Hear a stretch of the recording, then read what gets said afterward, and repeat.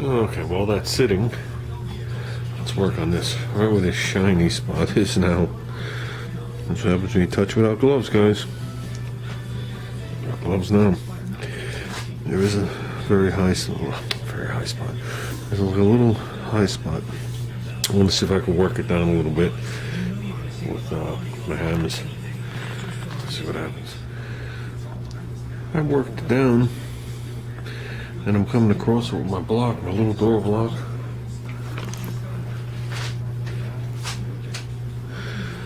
And I'm seeing this.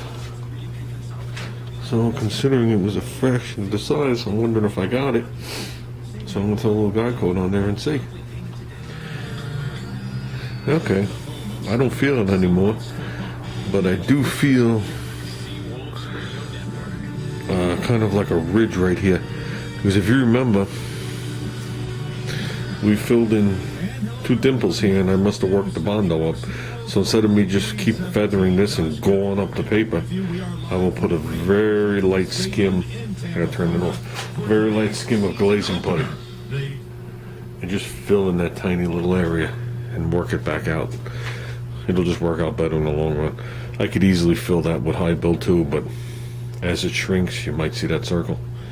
So let's do that. I did work it out nice, and everywhere feels mint, except I do feel a rise here. That's the best way I could word it, but you could see by the ring band, you could see the can't think of what it is. You could see the epoxy.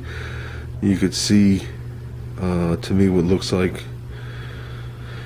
either filler with some kind of primer on top of it, and then what's below and then there. So okay, let's let that set for 10 or 15. We'll come back, sand out. I'm stupid low on sandpaper, like I don't have any. How low is that? I got plenty of 120. That's about it. So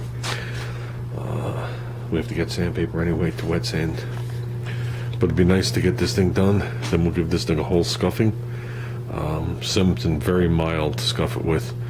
I'm going to check into it, because all it says is to braid it. I don't know what that means. I just know that you don't put epoxy on like a 320 scratch. That's too fine. So it'd be down into 220 or 180, and that'll make this goal.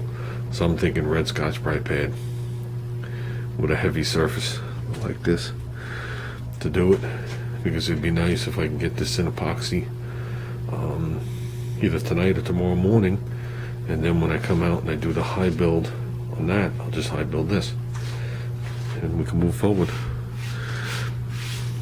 The more I do like that, the less material I waste. I'm gonna have plenty of epoxy. High build, I'm not too sure about. High build doesn't go too far. And I am running in this gun, I can check here, it's either a 1.8 or a 2.0 tip. I'm running a 2.0 tip in that gun. Right, this gun's got a 1.3 in it. Right, this one has a 1.8, this one has a 1.3. That's the gun I have, and that has a 2.0 tip. So if I'm having a hard time getting the material through a 2.0 tip, you know the shit is thick. So it's definitely thicker than the last brand I used. Can you thin it? Sure. If you thin it a lot, you're defeating the whole purpose of it. So if you're trying to squeeze it through a 1.3 tip, like a Harbor Freight gun, you're defeating the whole purpose of what you're doing. So a 2.0 tip is pretty big. Some of the stuff, they talk about a 2.3 tip. I think that's more like the, what you call it, the like spray on Bondo. So a 2.0 tip, I bumped the air pressure up 10 pounds. I played around with the fluid tip, and I got it to come out. So when I was down where I was shooting the epoxy, no, it was a little too textury for me. And like I said to you, I don't want to waste my life doing texture. I'm not gonna say there's nothing, but I mean it's pretty flat, as opposed to when I first started doing the wagon with the Harbor Freight gun. That was textured like concrete blocks. So, okay guys, Okay, I slid it over there. Gone. Just see a couple sanding scratches now. Nothing major. All minor stuff. It'll all disappear. Stuff is very hard to sand.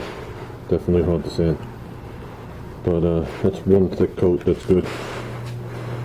So, okay. Let's let it sit. Let's clean out the gun. Call it a night.